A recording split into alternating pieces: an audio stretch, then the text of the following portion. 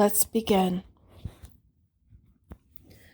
The word obedience has a lot of negative associations. So much, many people have taken it out of their wedding vows because they don't like the thought of being obedient to their spouse. They feel somehow being obedient means a loss of freedom, and visions of a ball and chain come into focus. Even after receiving this message from Spirit, I must admit, I questioned using the word obedient in the title of this message. My marketing mind came into play telling me no one is going to listen to a message telling them what to do.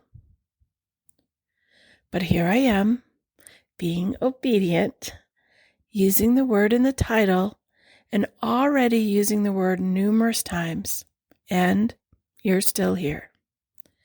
Since you are here listening to this message, I trust something inside you is either longing for direction and boundaries, or you're curious what this is all about. Perfect. Now I know we are in this together. See, so many times I have cringed at the word obedience. Following rules have never been my strong suit. My picture, actually, might be next to the word rebel in the dictionary. But over this lifetime, I have witnessed some amazing blessings when I am obedient. And yes, some devastating consequences when I don't. The good news is I'm actually not here to tell you what to do, but give you the opportunity to see, and if you're up for the challenge, how being obedient and following Spirit's message can create the abundant, prosperous life you're worth having. We can all recall a few similar disobedient times. For example, when we fail to listen to our bodies and we drink or eat too much and we can't get out of bed the next day. Or when we just have to buy that new thing and end up going into debt. What about that relationship we knew was not healthy but we stayed, ignoring the signs and options to get out? Disobedience takes a lot of work. We jump through hoops, fight our boundaries, miss amazing opportunities, all usually to start the cycle again. These events get hardwired, and it's often until a blessing comes around that we actually see how being obedient is the path, the promise, and plan for our highest good. Remember that time when you were obedient and did not take that road just to find out you missed a horrible accident?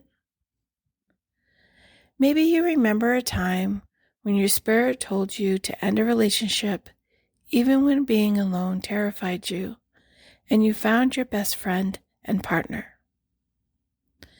Maybe it was the time you left your job without any other money coming in to focus on the career of your dreams, and you finally made more money than if you had stayed. This is really the point of being obedient, the blessings. God does not want us to suffer. By being obedient, God's direction, even the mundane, not eating that fried food or having a glass of wine, you're showing God, the universe, and your soul spirit that you are open to inheritance. You're worthy of blessings and ready to take your path. Deuteronomy 11:26 reveals that you are offered today a blessing or a burden. Blessings if you obey, burden if you disobey. For those of us who love simplicity, when it comes to making a choice, asking if your actions will favor a blessing or a burden can provide help. Now, I do understand that there are a lot of gray areas in life, And that is why connecting to Spirit and your relationship with God is so important. Yes, those family and friends who know and love us want to help and advise. It might even be true that they have the wisdom and experience to know better. But our individual paths are unique. Our burdens and blessings are unique. So why wouldn't you go to Source first and clarify the consequences of your choices? In my personal experience, about 10,000 times, no exaggeration there, I've gone to Source, clarify the consequences of being disobedient, and still disobeyed. I suffered immensely, sometimes physically, financially, sometimes emotionally, sometimes all three at once. Everything took so much longer. One day I would obey, the next not so much. I was always on a roller coaster, and worse, it limited my light in the world. But the good news is God never gives up. He will continue to provide us a way out, another choice, and continue to bless us. I heard once that life was a sum of our choices. But my spin would be life is a sum of our choices of obedience. Imagine for a moment if everyone listened and obeyed to one commandment, one many consider the most logical one not to do. Thou shalt not kill. How many people would not drink and drive? How many people would not overdose? How many people would not commit suicide? How many creatures would be spared? That is how powerful obedience can be for you, your loved ones, and the planet. So let's, for just a moment, think about one small thing you know you're being disobedient about. Even not drinking enough water every day will do. Okay, now that you have that small thing in your mind, picture yourself being obedient about it. What has changed? What feelings come up? Finally, ask yourself if you want this burden or a blessing.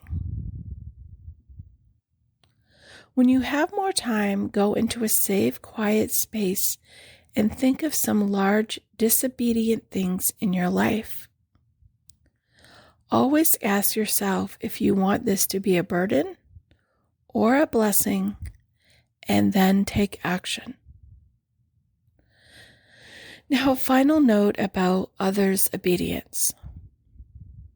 It's a great feeling when someone asks you for advice, but let's not get this infused with our ego. As people come to you about life decisions, return the favor first by asking them how they feel about the topic and what choice they would make. Point them to self-discover their spirit message and relationship with God. Would they prefer a burden, disobedience, or a blessing, obedience?